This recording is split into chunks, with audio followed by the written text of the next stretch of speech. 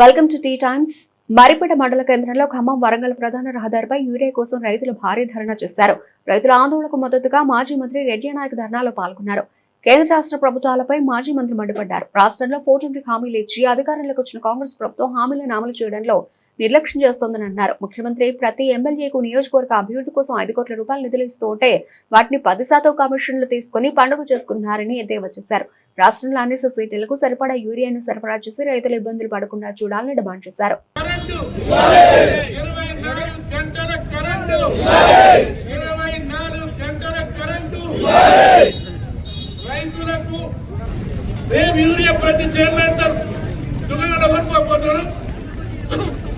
ప్రతి చేనుకో బస్తా ఎకరానికి బస్తా యూరియా లేదు, సగం దిగుబడి కూడా రాదు. పూత పోయేది కాయగాయదు, ఒకవేళ పూత పూసినా అది నిలవదు. రైతు పరిస్థితి ఏంటి నేను అడుగుతున్నా. కాంగ్రెస్ లీడర్లు చెప్పాలి. పొలం నాటబెట్టిండ్రు, 10 రోజులైంది, 10 రోజులకు మొదటి దఫా యూరియా వేయాలి. 10 రోజులైంది, 10 రోజులైంది, 20 రోజులైంది, యూరియా దొరకడం లేదు. 4 పుట్లు కావాల్సిన వరి చేను 2 పుట్లు కూడా కాదు. కనీసం 4 పుళ్ళు పెట్టిన పెట్టుబడి చునిన కిరాయి. రైతు ఏం కావాలి? రైతు పరిస్థితి ఏంది? ఈ రాష్ట్రాన్ని పాలించే వాళ్ళకు తలగా లేదా? వాళ్ళకు అవగాహన లేదా?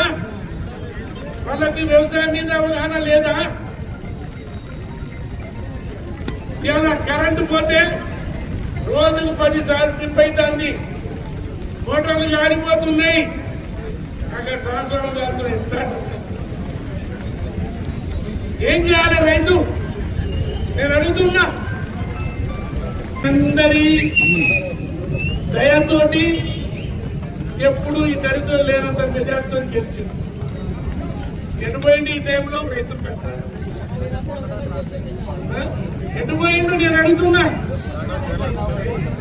రెడ్డి నాయకులు కాదని వేసింది నీకు మంచిదే, ప్రజలకు నీకు దయ ఉంది వేసింది. ఎటుపోయినావు? రైతులు కష్టాల్లో ఉన్నప్పుడు నీకు తెలుసో తెలియదు. ఎమ్మెల్యే ప్రతి నెల ఎమ్మెల్యేలు పండుగ అవుతుంది. ఇప్పుడు ఎమ్మెల్యేలు కాంగ్రెస్ ఎమ్మెల్యేల పండుగ. నెలకు రేవంత్ రెడ్డి గారు ప్రతి ఎమ్మెల్యేకు 5 కోట్లు.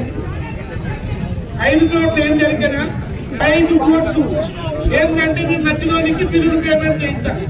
మీరు 10% 5 కోట్లు 20 నెలలు అయింది. ఒక్కొక్క ఎమ్మెల్యే ఈ లెక్కను చూసుకో 10%.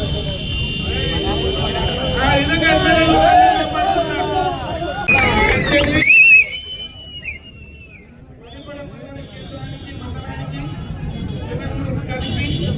5,000 టన్నుల యూరియా ప్రభుత్వం వెంటనే ఇవ్వాలని, వెంటనే లాంచ్ చేయాలని, వెంటనే ట్రాన్స్పోర్ట్ చేసి సొసైటీలకు దుకాణాలకు ఇచ్చి వెంటనే రైతులకు అందే విధంగా చేయాలని మా బీఆర్ఎస్ పార్టీ తరఫున, రైతుల తరఫున అందరికీ హృదయపూర్వకంగా విజ్ఞప్తి చేస్తూ మీ అందరికీ